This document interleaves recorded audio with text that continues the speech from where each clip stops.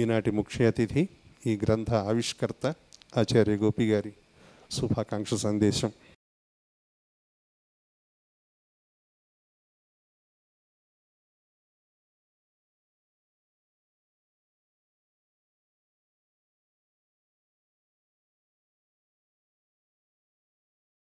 ఈనాటి సభాధ్యక్షులు, ప్రసంగ ప్రవీణులు, ఆత్మీయ మిత్రులు డాక్టర్ ఓలేటి పార్వతీశం గారికి, చిత్రకళా తపస్వి డాక్టర్ కొండపల్లి శేషగిరిరావుకి జీవన్ గాథ అనే తెలుగు గ్రంథాన్ని, కొండపల్లి నీహారిని రచించిన తెలుగు గ్రంథాన్ని హిందీలోకి అనువదించిన డాక్టర్ మరింగంటి లక్ష్మణాచార్యుల వారికి, మూల రచయిత కవయిత్రి, రచయిత్రి, సాహిత్య విమర్శకురాలు, ఆన్లైన్ పత్రిక సంపాదకురాలు డాక్టర్ కొండపల్లి నీహారిణి గారికి, ఆమె భర్త గారు కొండపల్లి వేణుగోపాలరావు గారికి, వేణుగోపాలరావు గారు శేషగిరిరావు గారి పుత్రులు కూడా, మూడవ సంతానం. ఏ సభలో ఉన్నా మాడిశెట్టి గోపాల్ ఒక సజీవ స్రవంతి. ఆయన సమావేశం మొదలు పెట్టడమే ఒక దానికి జీవధారలాగా మారుతుంది. నిజానికి డాక్టర్ నీహారిణి అసూయపడేంత అదృష్టవంతురాలు. పెండ్యాల రాఘవరావు గారి కుమార్తె. ఆయన గొప్ప స్వాతంత్ర సమరయోధుడు, ఎంపీ, కమ్యూనిస్ట్ నాయకుడు, ఆ రోజులు మహానుభావుడు. తర్వాత గొప్ప చిత్రకారుడు శేషగిరిరావు గారి కోడలు. ఈమె ఇద్దరి జీవిత చరిత్రలు రాసింది. ఇంగ్లీష్లో ఎక్స్పోజర్ అంటాం. ఈమె ఎక్స్పోజర్ నిజంగా భగవంతుడు అదృష్టం. ఆయన ఇచ్చిన కానుక ఈమెకు. అంటే ఆమె పెరిగిన వాతావరణం, సంస్కారం, అక్కడ లభించిన సంస్కారం. ఏదో హిందీ సినిమాలో వాడు అమెరికా పోయి వస్తాడు, ఈమె కూడా అమెరికాకు ఇండియాకు ఆసుపోసినట్టు తిరుగుతుంది. 6 నెలలు అక్కడ, 6 నెలలు ఇక్కడ. ఏదో హిందీ సినిమాలో సునీల్ దత్ కొడుకు అమెరికా వెళ్ళొస్తాడు. అతన్ని అడుగుతారు friends, they treat him, America మే తుమ్ క్యా దేఖా, అమెరికా మే క్యా ఖాస్ చీజ్ హై, బోలో బోలో అని అంటారు ఫ్రెండ్స్. అంటే వాడంటాడు, అమెరికా మే కార్ హై, యహా సంస్కార్ హై అంటాడు. సో నీహారిణి అట్లాంటి సంస్కారవంతురాలు. నాకు చాలా సంతోషం. చాలా పుస్తకాలు చేతులతో ఆవిష్కరిస్తాం మనం. ఇది నా హృదయంతో ఆవిష్కరించాను. ఎందుకంటే శేషగిరిరావు గారిని నేను చాలా ప్రత్యక్షంగా చూశాను. నేను ముందుగా ఆయన రూపం ఏం కలర్, అది గోధుమ పిండిలో పాలు కలిపి చేసినట్టుంటుంది. వీళ్ళందరూ అంతే. పెద్ద ముక్కు ఆయనది, స్ఫురద్రూపం. ఆయన శత జయంతి సంవత్సరం ఇప్పుడు మార్చిలో అనుకుంటా, 1924లో ఆయన జన్మించాడు. ఈ 2-3 నెలలు దాటింది. ఆ శత జయంతి సంవత్సరంలో ఈ వేడుక జరగటం ఒక ప్రత్యేకత. అసలు ఈ సంవత్సరం అంతా జరగవచ్చు. శేషగిరిరావు గారు జన్మించటం వల్ల వేమన పద్యం ఒకటి గుర్తుకొస్తుంది. కులములోనొక్క గుణవంతుడుండెన, కులము వెలయు వాని గుణము చేత. కులం అంటే కుటుంబం. కులములోనొక్క గుణవంతుడుండెన, కులము వెలయు వాని గుణము చేత. వెలయ వనములోన మలయజం ఉన్నట్లు విశ్వదాభిరామ వినురవేము. అట్లాంటి మలయానిలం వంటి వాడు ఆయన పేరు తలుచుకోగానే. అధ్యక్షుల వారు చెప్పినట్టు ఆయన చాలా 22వ ఏటనే శాంతినికేతన్లో చదివే అవకాశం అందరికీ రాదు. అది ఆయనది కూడా ఎక్స్పోజరే.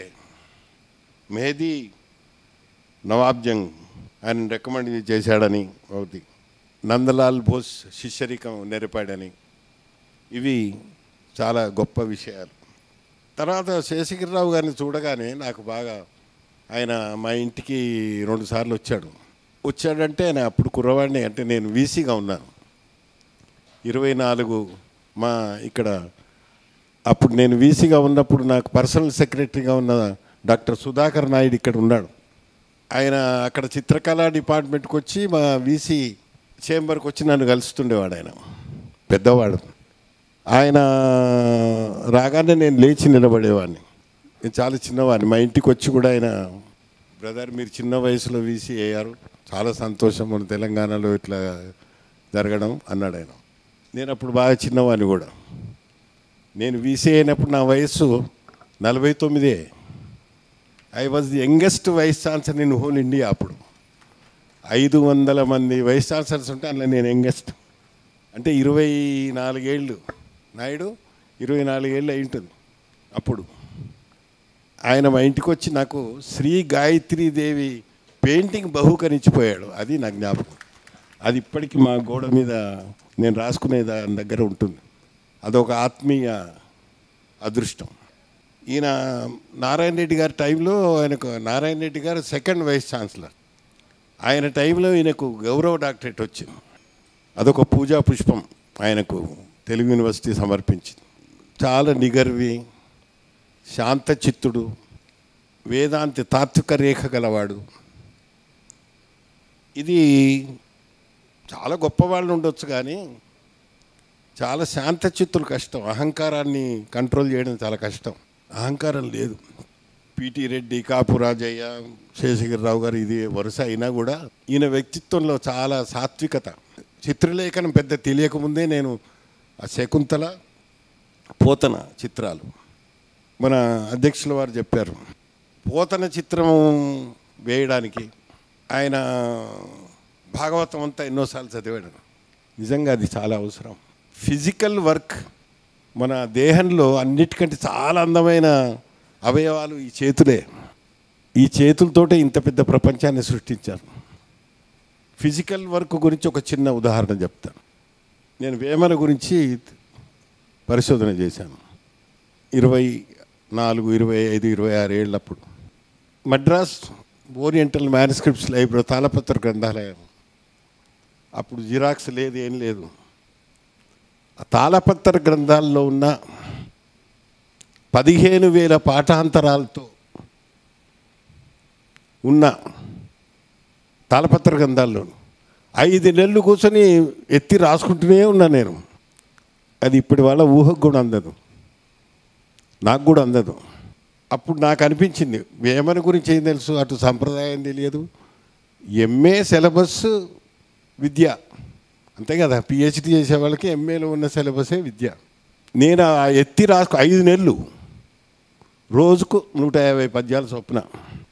నాకు అప్పుడు అనిపించింది, తర్వాత నాకు అవంతా రాయడం అయిపోయిన తర్వాత వేమన చాలా వరకు అర్థమైనట్టు అనిపించింది, వేమన స్పెషలిస్టుల కంటే కూడా. ఎందుకు జరిగింది అంటే నేను రాస్తుంటే ఈ చేతుల్లోంచి నా మనసులోకి ఎక్కినాయి అవి. Physical work makes a man great. In the sense, శ్రమములోన పుట్టు సర్వంబు తానవును వేమన పద్యమే ఉంటుంది. శ్రమ అనేది మన మెటబాలిజం మొత్తాన్ని చేంజ్ చేస్తుంది. ఇప్పుడు మామూలుగా ఏం కష్టపడకుండా పొంకనాలు కొట్టుకుంటూ కూర్చుంటే ఆ మాటల్లో వెలుగు ఉండదు. ఈ చిత్రలేఖనం కూడా అంతే. బాడీ మొత్తం ఇన్వాల్వ్ అవుతుంది అందులో. ఒక ఊహ, ఒక మనస్సు, ఇవే కాకుండా శరీరం అంతా, ఓన్లీ చేతులే కాదు, అన్నీ ఇన్వాల్వ్ అవుతాయి ఒక చిత్రలేఖనం. మిగతా లలిత కళల కంటే కూడా. సంగీతంలో కొత్త వీణ అది ఇది ఉండొచ్చు కానీ ఇది ఫిజికల్ వర్క్ చాలా ఇన్వాల్వ్ అయ్యింది ఇందులో. శకుంతల, అందుకని పోతన చిత్రం కోసం భాగవతం చదివినట్టు నాకు అది గుర్తొచ్చింది. దీనికి ఇంగ్లీష్లో పీఠిక జగదీష్ మిత్తల్ ఒక మాట అన్నాడు, అది నేను చదివి వినిపిస్తాను ఈయన గురించి. ఈయన పోర్ట్రైట్ స్పెషలిస్టు, గొప్ప పెయింటరు. ఇలా చిత్రకళలో బోర్డ్ అన్ని స్కూల్స్ ఉంటాయి, పద్ధతులు. ఈయన specialisation in painting of nature, ఈయన ప్రత్యేకత. Birds, animals, rocks, historical subjects, study in Chinese and Japanese techniques. ఇది వాటి నుంచి ఈయన ఇన్వైబ్ అయింది.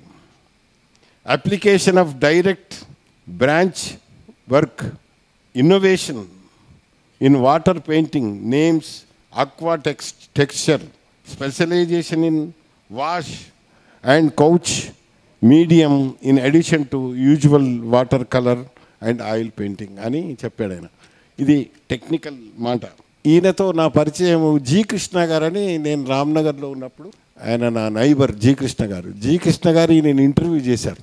ఆ ఇంటర్వ్యూ చేయడానికి ముందు కూడా ఆయన దగ్గరికి రెగ్యులర్గా వచ్చాడు. అట్లా కూడా పరిచయం. నీహారిని నేను చెప్పాను కదా, ఎంఏ చేసింది. బుద్ధిరాజ్ సోదరుల జీవితం సాహిత్యం మీద మంచి అథారిటేటివ్ పిహెచ్డి.